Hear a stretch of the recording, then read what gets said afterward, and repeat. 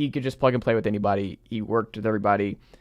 And they've never really figured that out. And they won a title, obviously, and Andrew Wiggins does a lot of stuff well, but he is not Andre Iguodala. And at this stage with Klay getting to the point where he is, Steph getting older, Draymond getting older, I think, and look, I'm not saying he's Andre Iguodala, and far from it. Now that you saw Marcus Smart get moved and what it cost to move Marcus Smart, I would have gone that route if I was Golden State. I understand the name and moving around, but I think if I'm Golden State, what I would have made me think a little bit harder about whether or not they could get through a 7-game series with Los Angeles or Denver or some of these other juggernauts in the West is that kind of long guard, point guard type instincts that Andre Iguodala had. Still the same kind of movements that you're getting from CP3, but the defense and that kind of tenacity to match Draymond and to like, oh, that's going to suck. I don't want Marcus Smart and Draymond Green on the floor in big moments against our team. Like, that's going to be a pain in the ass. Like, I think that would have been a seamless fit. And you look at what it actually cost to get Marcus Smart, and then you look at what it cost to get Chris Paul. And I'm just like, I think Marcus Smart would have swayed me more on the Warriors over the next couple of years. I think Marcus Smart would have done a lot more than what Chris Paul is going to end up providing. And it's not a shot. I love CP3. I just don't think this fit in particular helps what the Warriors really need to keep this thing going in terms of like actual real contention over the next 2 to 3 years as we ride out the end of Steph, Draymond, and Klay. Is that fair? Yeah. I mean, I look at Andre Iguodala, and I think over time we're going to understand and appreciate the type of player Andre Iguodala actually is and was. And, you know, he's a player that it's crazy saying this. He's a timeless player. You place him in the, you know, the post MJ era of the NBA, and you saw the impact he had in Philadelphia. You move him to Golden State, and he is a perfect fit in that system.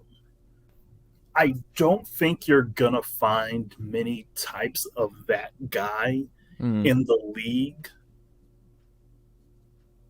for a while. Just because that's just how the league is. And I mean, could Marcus Smart have been that guy? Maybe. He could have filled the KCP role with what Denver asked of him, where it's like you need those kind of guys with these teams. And I just... But as Marcus Smart, but the problem in Boston was when you needed Marcus Smart to play that role, he wouldn't play that role. 2020 bubble. Still mad about it, by the way. Still mad about it. It's the bubble went pretty well. I'm not mad or bitter or anything. I mean, one of the highlights of my sports career was 2020 bubble. No, I'm just kidding. But yeah, I get you for sure. You know my take on all this. Yeah, huh? You know my take on all this. The bubble was the best NBA playoffs of all time. It was. Don't get me wrong. Yeah. But it also exposed... Put it back in the bubble. I will bang that drum forever. NBA playoffs in the bubble would be top-notch stuff. But I think with Marcus Smart, it exposed there's two guys here. Yeah. Tatum and Brown. If you want to be that Andre Iguodala, you know, Draymond Green type on this roster, go for it. That's your role. But then it became, no, we're a big three. And it's like, buddy, no. I mean, I think Marcus Smart would have been good for that, but I think CP3 is a lot better because you're gonna have a guy who understands his role much better than a Marcus Smart does in that system. Which, funny saying it, because I'm still trying to figure out how CP3 is gonna work in that system.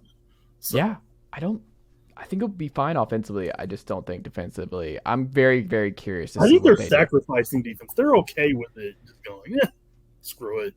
I just don't think you can win the title like that.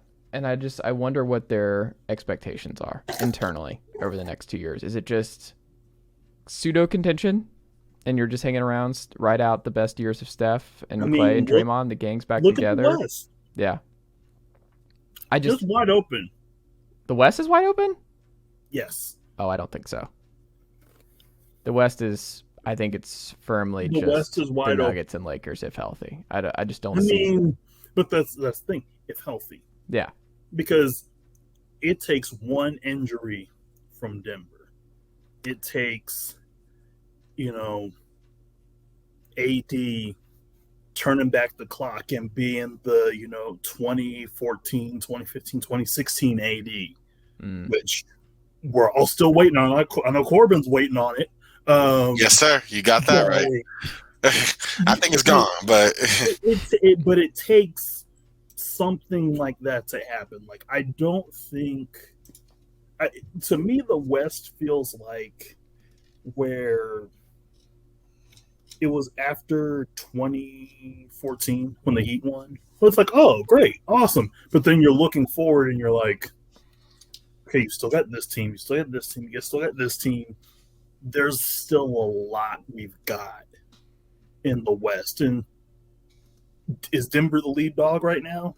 Absolutely. But call me in May. Call me next May.